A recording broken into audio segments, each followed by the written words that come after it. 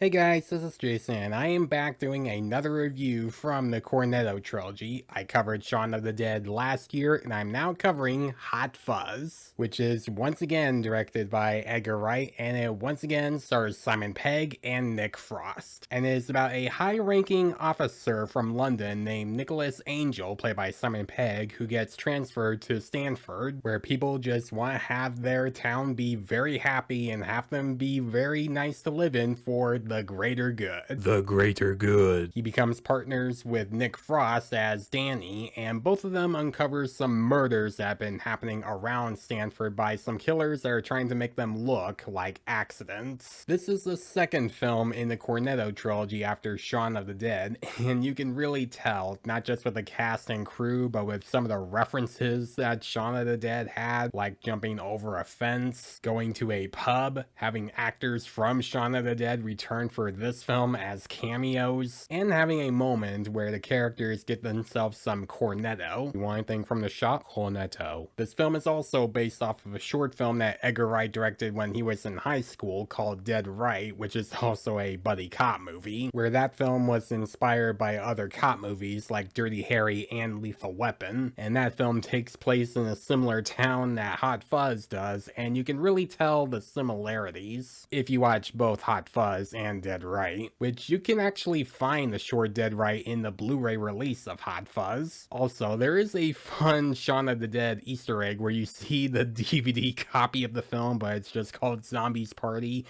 and you would see the price sticker covering Simon Pegg's face. Hot Fuzz is a very funny movie that doesn't take itself seriously. It's very goofy, over the top, silly in the best way. It's a parody of other buddy cop films where it has callbacks to some of the popular ones and pokes fun at them in a very respective way, of course, where they would use a lot of that for the humor to not only use it to make it funny, but also have it make sense for some parts in the story. Let's talk about Nicholas Angel, played by Simon Pegg, who is a police officer that's really good at his job. He gets the job done, he's very skilled, he's smart, he remembers everything that he's supposed to do, he's very skilled, he knows when to get the job done, but unfortunately doesn't have a lot of downtime, which unfortunately makes him too good at his job, so he's forced to be transferred to a small town where he would just relax for a while. So he's kind of a workaholic. But when he starts hanging out with Danny and learning about him more, he does actually try to slow things down a bit and not take his job too seriously. Speaking of Danny, let's talk about him for a moment. He is kind of the Boy Scout in the police department and to his father, played by Jim Broadbent, where he would listen to what his father would tell him to do, but would also help Nicholas Angel try to slow things down. Where Danny is also a huge cop movie fan, where he would talk about other cop films like Die Hard, Lethal Weapon, Point Break, and Bad Boys 2. So of course Danny geeks out for a while when he's starting to learn more about Angel and why he's really good at his job. And just like in Shaun of the Dead, both Pegg and Frost work very well together. They have great chemistry and they are very funny together. And you do start to care about them throughout the film when Angel is starting to see that there are a lot of murders happening and they're being covered by calling them accidents, and he's the only one that's seen that they're murder, and everyone else around him thinks it's an accident, and they think that accidents like this happen all the time at Stanford, and he's like, wait, what? And that ends up driving Angel crazy, and it's also because he's working with some of the dumbest police officers that you can think of in a buddy cop movie. They just instantly think that a murder is an accident and don't really look into it, even when the evidence is right in front of them. And they're really dumb when they see that, and they make fun of Angel a lot because he's the only one that thinks it's murder. This is also a very funny movie. Everything in the humor in this film is on point. There's still some moments that make me laugh. Like there's this one scene, which of course is now a meme, where both Angel and Danny are watching this play version of Shakespeare, and what they're seeing is really making Angel confused, giving us one of the funniest shots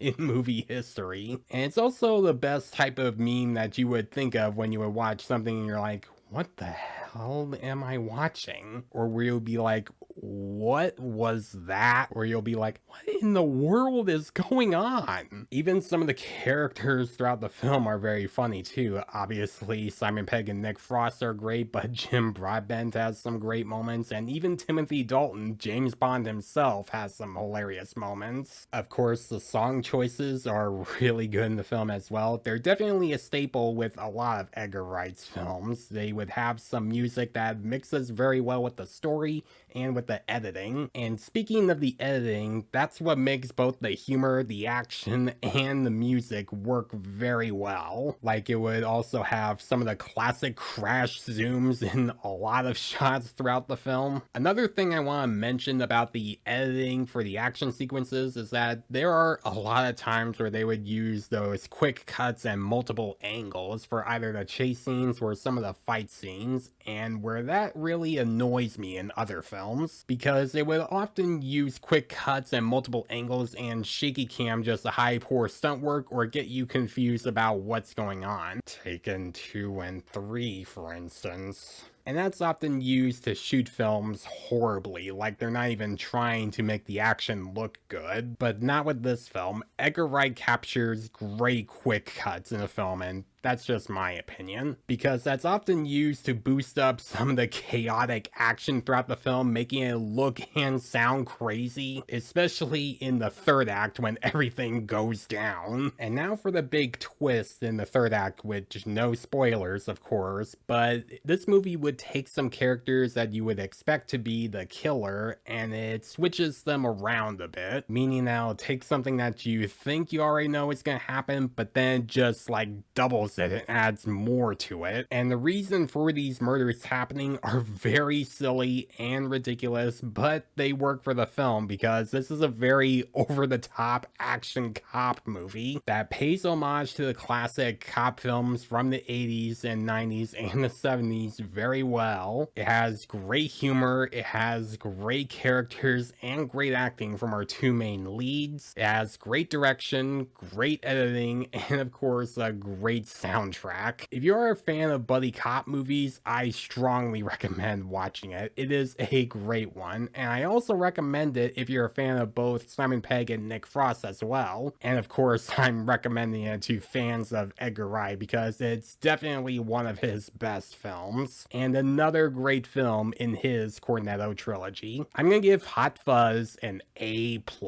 So guys, if you have seen Hot Fuzz, what do you think about it? Do you think it's for the greater good? The greater good. Or do you think that this film hasn't aged well? Let me know in the comments below. And as always, if you like this review, then please leave a like and subscribe to my channel so you don't miss a thing, because it helps my channel grow. Hit the notification bell so you know what other videos I'm posting. Follow me on Facebook and Instagram. Thanks for watching, guys, and I'll see you in the next one.